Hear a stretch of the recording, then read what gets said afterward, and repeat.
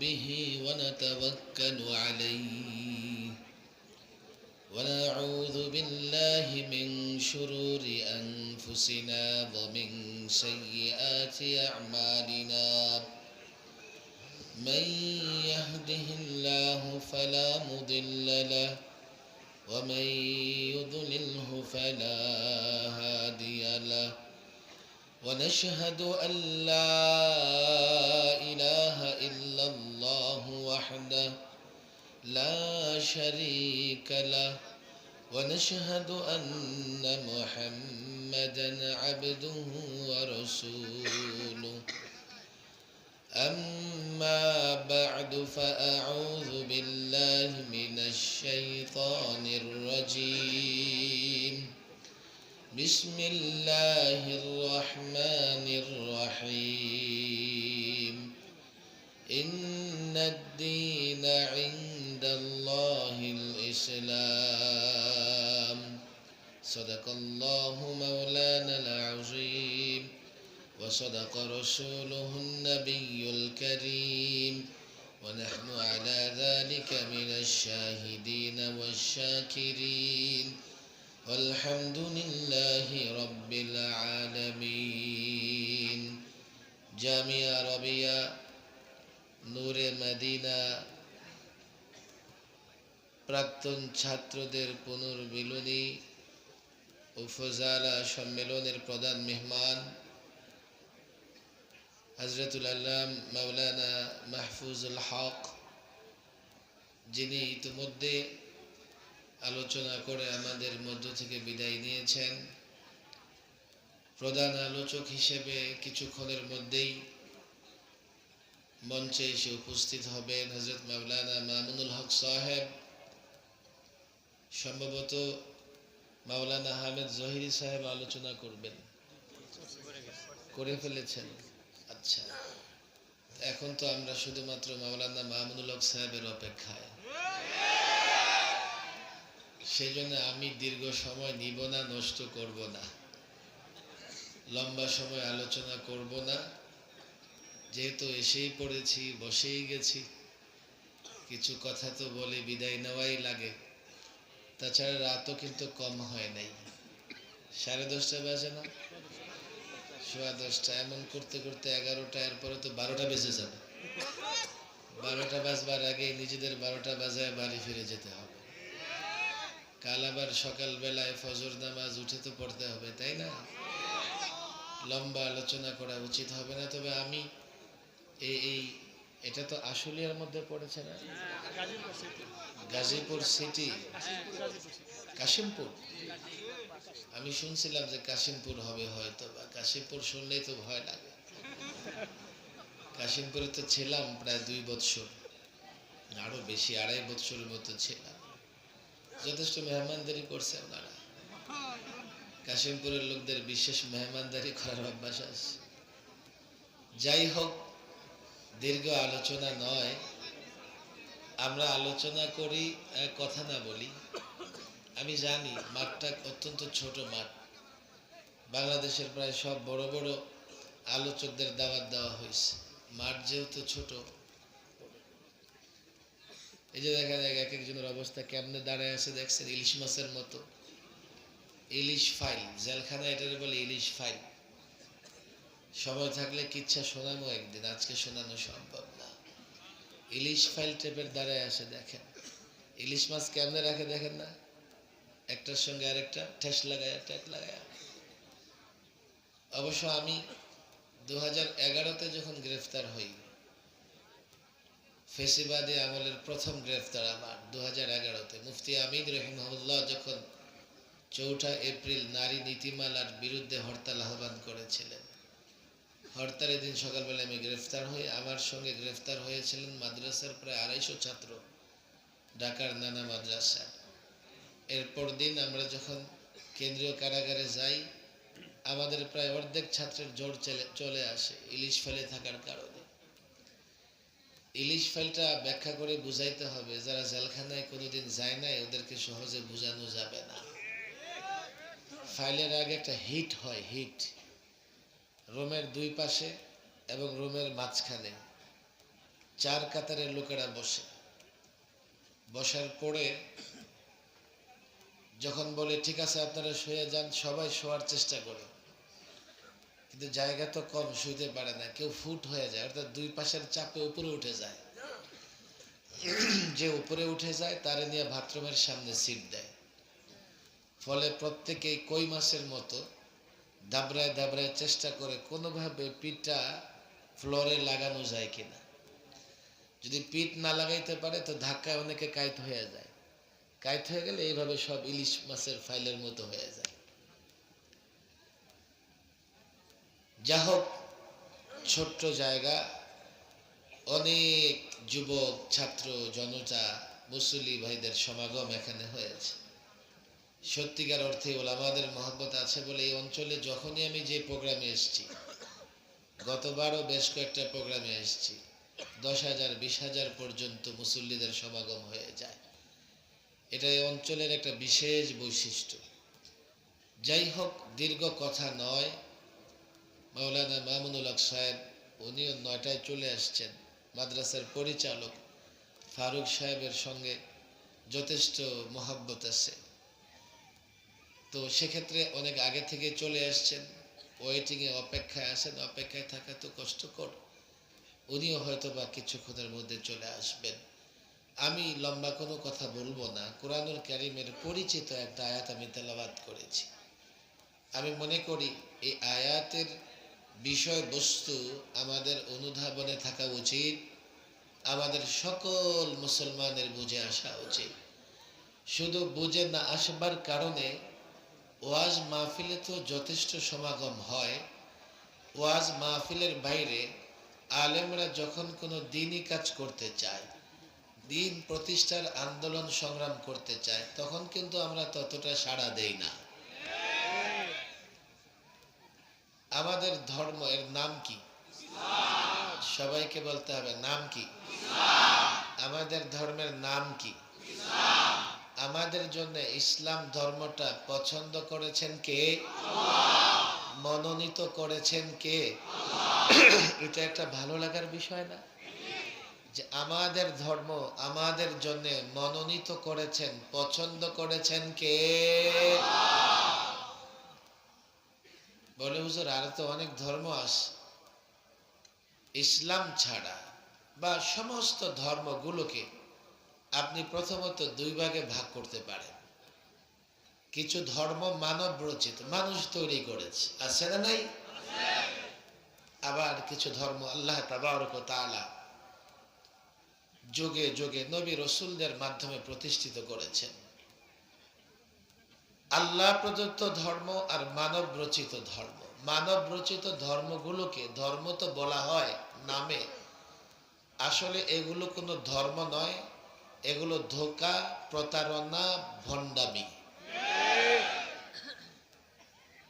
যেমন পৌত্তলিকতার ধর্ম, মূর্তি পূজারীদের ধর্ম, নক্ষত্র পূজারীদের ধর্ম, সূর্য পূজারী, গ্রহ পূজারীদের, চন্দ্র পূজারীদের ধর্ম, অগ্নি পূজারীদের ধর্ম, এগুলোকে যদিও ধর্ম নামে নামকরণ করা হয়, প্রকৃতপক্ষে এগুলো ভণ্ডামি ছাড়া আর কিছুই না।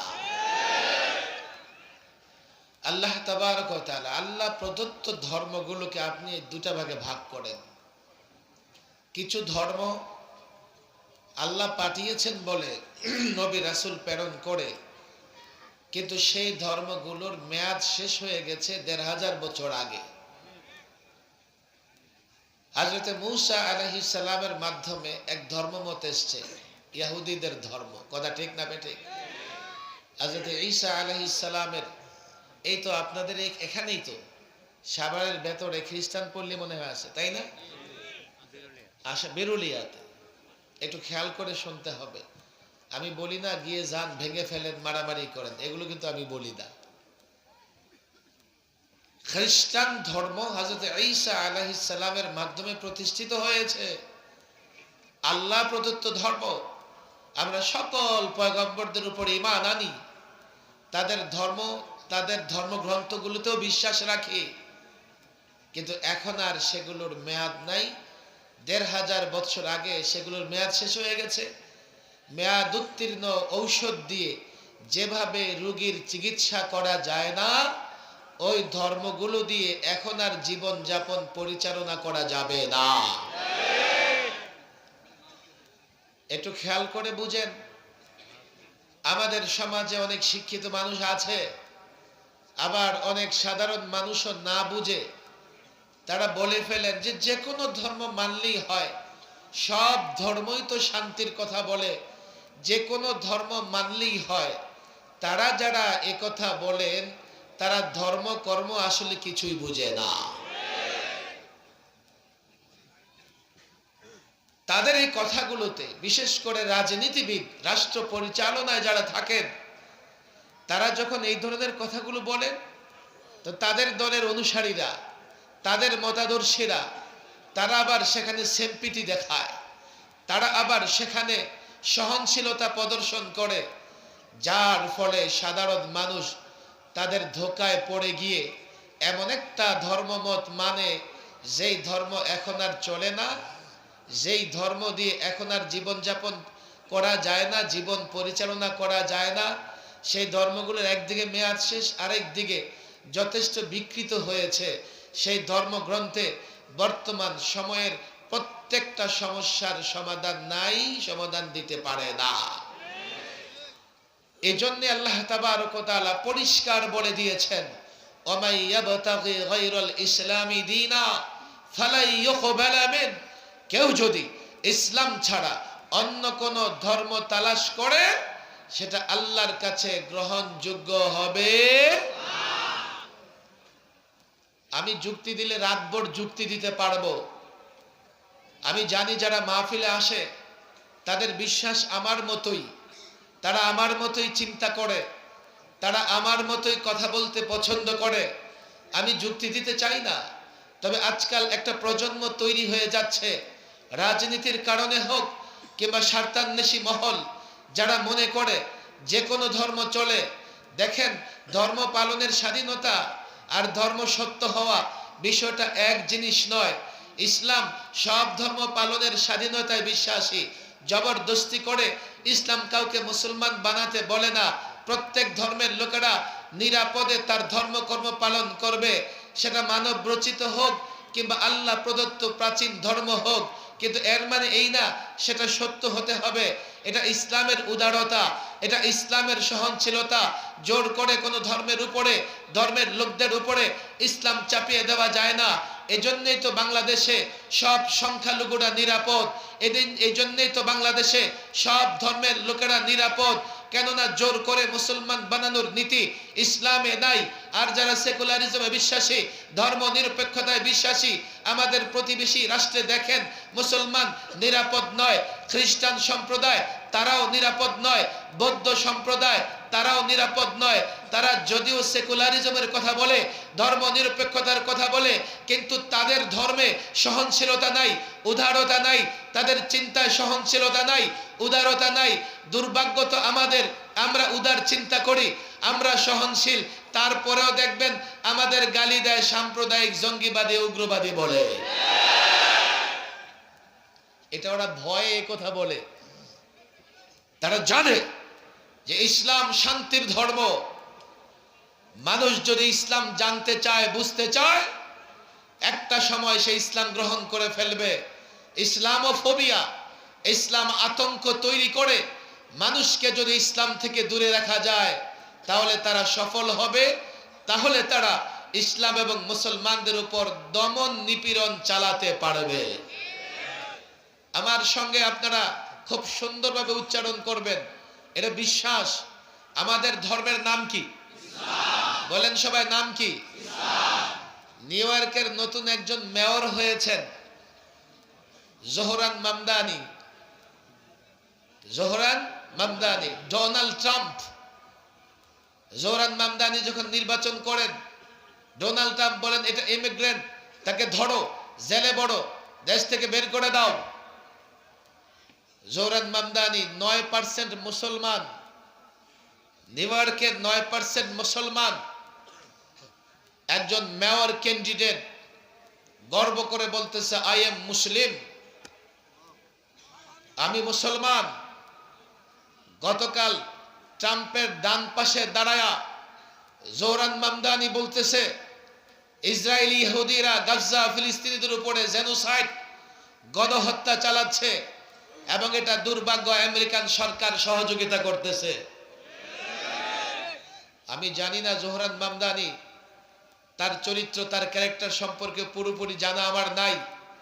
এতটুকু তো জানছি যে একজন মুসলমান নিউ ইয়র্কের মেয়র নির্বাচিত হয়েছেন, নিজের মুসলিম পরিচয় ভুলে যায় নাই, আর বাংলাদেশে সামান্য একটু বড় চেয়ার পেয়ে গেলে নিজের ধর্ম নিরপেক্ষ হয়ে যায়, মুসলমান পরিচয় দিতে লজ্জাবোধ করে। আবার মুসলমান পরিচয় তো দেয় না, কিন্তু বড় চেয়ারে বসে গেলে মৌলভী সাহেবদের আর কিচ্ছু মনে করে না, মনে করে মৌলভী সাহেবের চাইতো তিনি বড় ইসলাম বুঝেন। দীর্ঘ কথা বলার সুযোগ নাই। আমি মুসলিম হিসেবে আমি গর্বিত কেন? আমার ইসলাম, আমার ধর্মমত এমন এক ধর্ম যেখানে ব্যক্তি সমস্যা, সামাজিক সমস্যা, রাজনৈতিক সমস্যা, অর্থনৈতিক সমস্যা, ন্যায় বিচার প্রতিষ্ঠায় ইসলাম, সাম্য প্রতিষ্ঠায় ইসলাম। বিপ্লব তো হয়েছে 5ই আগস্টে, দেশ ছেড়ে পালিয়েছে ফেসিবাদীরা, কিন্তু আমরা কতটা সফল হয়েছি? আমরা কতটা ন্যায় ইনসাফ কায়েম করতে পারবো? আমরা কতটা বৈষম্য দূর করতে পারবো? আমরা কতটা শান্তি প্রতিষ্ঠা করতে পারবো?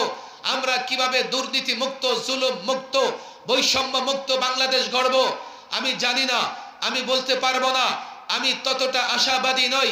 হ্যাঁ, 5ই আগস্টের বিপ্লবের পরে, অভ্যুত্থানের পরে আমরা যখন রাষ্ট্র সংস্কার করি, আমরা যখন রাষ্ট্র মেরামত করি, আমরা যখন সংবিধান সংস্কার করি, জাতীয় ঐক্যমত কমিশন যখন রাষ্ট্র সংস্কার, রাষ্ট্র মেরামতে ঐক্যমত্য প্রতিষ্ঠার কাজ করে, তখন যদি ইসলামী ফর্মুলা গ্রহণ করা যেত, তখন যদি কোরআন সুন্নাহর ফর্মুলা গ্রহণ করা যেত, আমি আজকে এখানে বসে গ্যারান্টি দিয়ে দিতাম আগামী বাংলাদেশে দুর্নীতি থাকবে না, জুলুম নির্যাতন থাকবে না।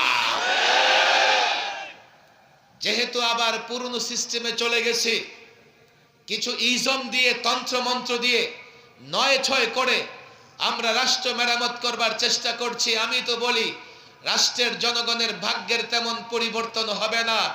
পুরনো জিনিস দিয়া আমরা নতুন ভাবে যতই রাষ্ট্র পরিচালনার চেষ্টা করি, দেশের জনগণের ভাগ্যে পরিবর্তন আসবে না। আমি ইসলাম নিয়ে কেন গর্বিত? আল্লাহ আমার ইসলাম মনোনীত করেছেন, পছন্দ করেছেন। আমি ইসলাম নিয়ে এই জন্যই গর্বিত। ইসলাম ছাড়া অন্য কোন ধর্মমত আল্লাহর কাছে গ্রহণযোগ্য হবে না। আমি ইসলাম নিয়ে এই জন্যই গর্বিত। ইসলাম এমন এক ধর্মমত, ব্যক্তি, সমাজ, রাষ্ট্র, অর্থনীতি, যেখানেই যে সমস্যা আছে, আমি তো বলি ব্যবসা করতে চাও, ইসলাম নিয়ে ব্যবসা করো, আল্লাহর কসম দুনিয়াতেও সফল, আখিরাতেও সফল। অর্থনীতি, রাষ্ট্রনীতি যেখানে তুমি প্র্যাকটিস করতে চাও না কেন, ইসলামী ধারা অনুযায়ী করো, দুনিয়াতে সফল, আখিরাতে সফল। আজকে তোমরা যারা রাজনীতি করছো, তোমাদের কাছে ইসলাম পছন্দ না, তোমরা কেউ জাতীয়তাবাদের স্লোগান দিয়ে থাকো, তোমরা কেউ ডেমোক্রেসির স্লোগান দিয়ে থাকো, তোমরা কেউ সোশ্যালিজমের স্লোগান দিয়ে থাকো, তোমরা কেউ ধর্ম নিরপেক্ষতার স্লোগান দিয়ে থাকো। আমি তো বলি ইসলাম অনুযায়ী রাজনীতি করো, ইসলামের স্লোগান দাও। 5 বছর নয়, 50 বছর ক্ষমতায় থাকবে, ইসলাম মেনে রাজনীতি করো। 56,000 বর্গ মাইলের বাংলাদেশ নয়, গোটা পৃথিবী রাজত্ব করতে পারবে। কে বলেছে সোশ্যালিজম, সমাজতন্ত্র দিয়া সোভিয়েত ইউনিয়ন একযোগ পরিচালিত হতে পারে নাই, খণ্ড বিখণ্ড হয়ে গেছে। ডেমোক্রেসি দিয়া 100 বছর বিশ্ব চলে নাই, জাতীয়তাবাদ দিয়া বাংলাদেশও চালানো সম্ভব হচ্ছে না। আমি তো বলি বিশ্ব শাসন করতে চাও, মর্যাদার সঙ্গে মাথা উঁচু করে এ মুসলমান বেঁচে থাকতে চাও, তুমি কি দেখো না আজকে 1.5 কোটি ইহুদির মোকাবেলায় 250 মুসলমান, 200 কোটি মুসলমান দাঁড়াতে পারছে না। কেন জানো? ফর্মুলা মানবা আমেরিকার, তাদের গোলাম হয়ে যাবা। ফর্মুলা মানবা ভারতের, তাদের গোলাম হয়ে যাবা। ফর্মুলা মানবা রাশিয়ার, তাদের গোলাম হয়ে যাবা। মদিনা বলার ফর্মুলা মানো, ইসলাম মানো, কোরআন সুন্নাহ মানো, তোমরা গোটা পৃথিবীর রাজত্ব করবা, গোটা পৃথিবীর তোমাদের গোলামি করবে।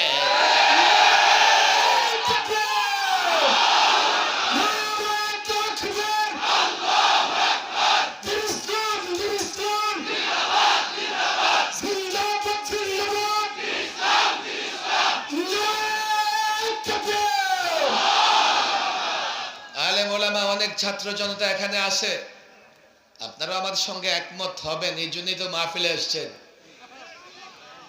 কিন্তু এই দেশে আমরাই আছি না আরো লোকজন আছে? ছাত্র জনতা আলেমদের পায়ে পড়ে বলে যাই, আমাদের ব্যর্থতার জায়গা হচ্ছে এই জাতিকে আমরা ইসলাম বুঝাতে পারি নাই। জাতি মসজিদের ভেতরে তো আমার পেছনে ইক্তেদা করে, সিজদা 3টা করলে সেও 3টা করে, কেরাত লম্বা পড়লে সেও দাঁড়ায় থাকে। কথা ঠিক না বেঠিক? কারণ জানে ইমামের আগে চলে গেলে তার নামাজ হবে না। কিন্তু মসজিদ থেকে বের হয়ে, মাহফিল থেকে বের হয়ে, ইসলামে যে একটা কমপ্লিট জীবন ব্যবস্থা, তার মধ্যে অর্থনীতি আছে, সেই ফর্মুলা যদি আমরা দেই, জাতি 1 মিনিটও মানতে চায় না। মাওলানা মাহফুজুল হক সাহেব বলে গেছেন, ইসলাম রাষ্ট্র ব্যবস্থা দিয়েছেন। খোদ রাসূল সাল্লাল্লাহু আলাইহি সাল্লাম মদিনা রাষ্ট্রের প্রধান ছিলেন। মানব জীবনের যতগুলো সাইড আছে, প্রত্যেকটা সাইডের সুন্দর, সুষম, ন্যায় ইনসাফ ভিত্তিক সমাধান, সলিউশন তো ইসলামই দিয়েছে। তাহলে এই জাতি ইসলাম মানতেছে না কেন? ইসলাম বুঝতেছে না। আমাদের জন্য বড় চ্যালেঞ্জ হচ্ছে প্রত্যেকটা মুসলমান যুবক, শিক্ষিত অশিক্ষিত, দোকানদার, ব্যবসায়ী, যৌক্তিক জায়গা থেকে ইসলাম বুঝানো। যৌক্তিক জায়গা থেকে ইসলাম মানো। তুমি যেই পেশায় আছো, ইসলাম মেনে হালাল ভাবে সে পেশায় থাকো, দুনিয়াতেও সফল, আখিরাতেও সফল। কথা ঠিক না বেঠিক? আমরা যদি এই জাতিকে ইসলাম বুঝাতে না পারি, যৌক্তিক জায়গা থেকে, ফলাফলের জায়গা থেকে, সফলতা ব্যর্থতার জায়গা থেকে আমরা মাহফিল করব, বক্তৃতা করে যাব, দেশ পরিচালনায় আমরা কোনোদিন সফলতার স্বাক্ষর রাখতে পারবো না। কেননা আমরা যারা ইসলামে মৌলিকভাবে ইসলামকে বিশ্বাস করি, ধারণ করি, প্রকৃতপক্ষে আমরা সংখ্যালঘু। আমি আমার রাজনৈতিক অভিজ্ঞতা থেকে বলি, আকাবির আসলাফদের জোতা টানার বরকত আমি দেখেছি। আগেও এইভাবে আমাদের আকাবির আসলাফরা কোথাও গেলে লক্ষাধিক লোকের সমাগম হয়েছে।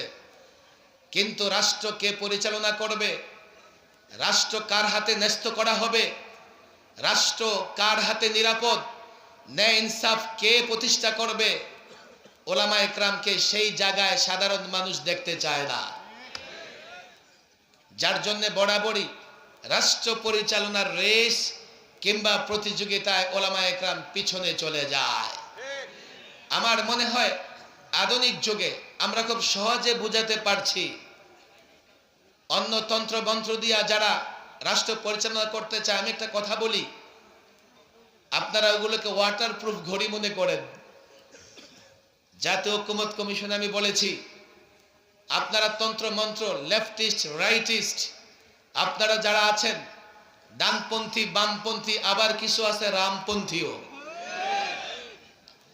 আপনারা আপনাদের পন্থা, আপনারা আপনাদের ইজমকে কি ওয়াটারপ্রুফ ঘড়ি মনে করেন? কারো হাতে যদি ওয়াটারপ্রুফ ঘড়ি থাকে, ওযুর সময় খোলে না, গোসলের সময় খোলে না, কেন? পানি ঢুকবে না। আপনারা এই তন্ত্র মন্ত্রকে যদি মনে করেন এই তন্ত্র মন্ত্র প্রতিষ্ঠিত হলে দুর্নীতি হবে না, জুলুম হবে না, তাহলে এগুলোকে আপনারা ওয়াটারপ্রুফ ঘড়ির মতো মনে করতে পারেন। কিন্তু 54 বছরের বাংলাদেশের বাস্তবতায় আমরা দেখেছি, গড়ে ফিরে এই তন্ত্র মন্ত্র দিয়ে রাষ্ট্র পরিচালিত হয়েছে। দুর্নীতি, চুরি বন্ধ হয় নাই। অতীতে যা হয়েছে পর্যায়ক্রমে তা বেড়েছে, একটুও কমে নাই। আমি পরিষ্কার বলি, মানব রচিত তন্ত্র মন্ত্র দিয়া রাষ্ট্রের উন্নতি হবে না। মানব রচিত তন্ত্র মন্ত্র দিয়া রাষ্ট্র মেরামত হবে না, সংস্কার হবে না। এজন্য আমরা বলি, আমাদের ছোট্ট একটা ব্যর্থতার জায়গা ছিল। জুলাই আগস্টের বিপ্লবের পূর্বে আমরা ঠিক করতে পারি নাই ফেসিবাদ পলাতক বাহিনী, ফেসিবাদীরা পালিয়ে গেলে রাষ্ট্র কি করে মেরামত হবে। আমরা আমাদের তন্ত্র মন্ত্রের জায়গায় কি দিয়ে রাষ্ট্র মেরামত করব, রাষ্ট্র সংস্কার করব, ঠিক করতে পারি নাই। এটা আমাদের ব্যর্থতা ছিল। এজন্যই তো 2000 ছাত্র জনতা রক্ত দেবার পরেও রাষ্ট্র নিয়ে স্বপ্ন দেখা যায় না, হতাশ হতে হয়। আমি এই প্রজন্মের যুবকদের বলে যাই, ছাত্রদের বলে যাই, বিপ্লব একটা হয়েছে, আরো কয়েকটা হবে। এই বিপ্লব অভ্যুত্থান শেষ নয়। কেন এই অভ্যুত্থান? বিপ্লবের পরে জনগণের আকাঙ্ক্ষার প্রতিফলন ঘটবে না। আগামীতে আরেকটা বিপ্লবের জন্য, আরেকটা অভ্যুত্থানের জন্য প্রস্তুতি নিতে হবে, তবে আংশিক নয়, পূর্ণাঙ্গ বিপ্লব। বিপ্লবের আগে যুবককে বুঝাও, ছাত্রকে বুঝাও, ব্যবসায়ীকে বুঝাও আমরা বিপ্লব করতে চাই। বিপ্লবের পরে রাষ্ট্র মেরামত হবে কোরআন দ্বারা। বিপ্লবের পরে রাষ্ট্র মেরামত হবে সুন্নাহ দ্বারা, আল্লাহর নবীর আদর্শ দ্বারা। যুবক যদি বুঝে যায় গত বিপ্লবে 1500 2000 শাহাদত বরণ করেছে, যুবক যদি ইসলাম বুঝে যায়, কোরআন বুঝে যায়, সে যদি বুঝে যায় ইসলাম আল্লাহ তাবারক ওয়া তাআলার মনোনীত, সে যদি বুঝে যায় ইসলামে প্রত্যেকটা সমস্যার সমাধান আছে, এই যুবক যদি বুঝে যায় ইসলাম ছাড়া রাষ্ট্র ধরে রাখা যাবে না, ইসলাম ছাড়া স্বাধীনতা ধরে রাখা যাবে না, আমরা যদি বুঝাতে পারি, আগামী অভ্যুত্থানে প্রত্যেক যুব সমাজ, প্রত্যেক নাগরিক নিজ জায়গা থেকে যখন অভ্যুত্থানের ঘোষণা দেবে, এক ফোঁটা রক্ত দিতে হবে না, স্লোগান আর আওয়াজের মাধ্যমে আল্লাহর কসম করে বলি, তাকবীর ধ্বনিতে বাংলাদেশে অভ্যুত্থান হবে। আর অভ্যুত্থানের পরে রাষ্ট্র মেরামত হবে কোরআন সুন্নাহ দিয়া। ওই অভ্যুত্থানের পরে পরিষ্কার বলি, ওই অভ্যুত্থানের পরে এই রাষ্ট্র চলবে আল্লাহর নবীর আদর্শ দিয়া। অভ্যুত্থানের পরে ওই ব্যক্তি রাষ্ট্র মেরামত করবে, রাষ্ট্র সংস্কার করবে যে কোরআন সুন্নাহর আলেম হবে। তাহলে সত্যিকার অর্থে রাষ্ট্রে পরিবর্তন আসবে। আমাদের জন্য একটা চ্যালেঞ্জ। আমি আলেম ওলামা ছাত্র জনতাদের বলি, আজকে ফ্রান্স এবং জার্মানিতে দলে দলে অমুসলিমরা মুসলমান হচ্ছে, আর আমাদের বাংলাদেশে যুবকরা ইসলাম না বুঝবার কারণে নাস্তিকতার দিকে পা বাড়াইতেছে। ওয়াজ মাহফিলের মধ্যে ইসলাম সীমাবদ্ধ রাখলে হবে না। প্রত্যেকটা ছাত্রকে দায়ী হতে হবে, প্রত্যেকটা আলেমকে দায়ী হতে হবে। প্রত্যেক দিন কমপক্ষে একটা যুবকের ইসলাম বুঝাতে হবে, বাস্তবতার নিরিখে, বাস্তবতার জায়গা থেকে। কথা ঠিক না বেঠিক? মাওলানা মাহমুদুল হক সাহেব চলে আসতেছেন, উনি বয়ান করবেন। আমার আসলে আজকে লম্বা সময় হাতে নাইও, আরেকটা প্রোগ্রাম আমার আছে, সেখানে যাওয়া লাগবে। আমি এই সংক্ষিপ্ত বয়ান যা আপনাদের দিলাম, আপনারা দায়িত্ব পালন করবেন তো ইনশাআল্লাহ? প্রত্যেকে দায়ী হবেন তো ইনশাআল্লাহ? ইসলাম বুঝবেন, জাতিকে ইসলাম বুঝাবেন তো ইনশাআল্লাহ? হাত মুষ্টিবদ্ধ করেন, ওয়াদা করেন, করবেন তো ইনশাআল্লাহ? মজবুতির সঙ্গে ইসলাম ঘর, সমাজ, রাষ্ট্রের প্রত্যেকটা নাগরিকের কাছে যৌক্তিক জায়গা থেকে দলিল প্রমাণের ভিত্তিতে প্রয়োজনে বিজ্ঞান ব্যবহার করে ইসলাম তুলে ধরব তো ইনশাআল্লাহ? কেন ধরব? ইসলামে আমার আপনার প্রত্যেকটা সমস্যার সমাধান আছে তো? আছে তো? আমাদের অন্য কোন তন্ত্র মন্ত্রের দরকার নারায়ে তাকবীর। মুষ্টিবদ্ধ হাতে স্লোগান দেবেন, নারায়ে তাকবীর। নির্বাচনের জন্য ভলিউম কমাই রাখছেন নাকি? বলেন নারায়ে তাকবীর। হচ্ছে না, এত মানুষ, তাকবীর ধ্বনি জোরে দিতে হয়। নারায়ে তাকবীর, লিল্লাহে তাকবীর। কোরআন সুন্নাহর আলো, কোরআন সুন্নাহর আলো। আলেম ওলামা যেখানে, আলেম ওলামা যেখানে, মসজিদ মাদ্রাসা যেখানে, আলেম ওলামা যেখানে, মসজিদ মাদ্রাসা যেখানে, নারায়ে তাকবীর, লিল্লাহে তাকবীর, লিল্লাহে তাকবীর। এটাই মুসলমানদের স্লোগান, এটাই আমাদের স্লোগান। কথা ঠিক না বেঠিক? আল্লাহ তাবারক ওয়া তাআলা জামিয়া আরবিয়া নূরে মদিনাকে কবুল আর মঞ্জুর করে নেন। আপনারা বসবেন তো অবশ্যই ইনশাআল্লাহ, শেষ পর্যন্ত থাকবেন।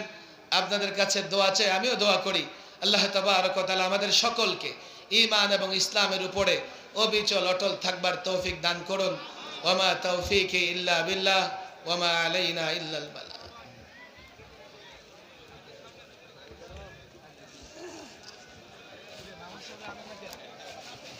মুহতারাম হাজিরিন মজলিস, দীর্ঘক্ষণ যাবৎ আপনাদের সামনে গুরুত্বপূর্ণ রাহনুমায়ি করছিলেন এ জাতির অন্যতম রহমত বিশিষ্ট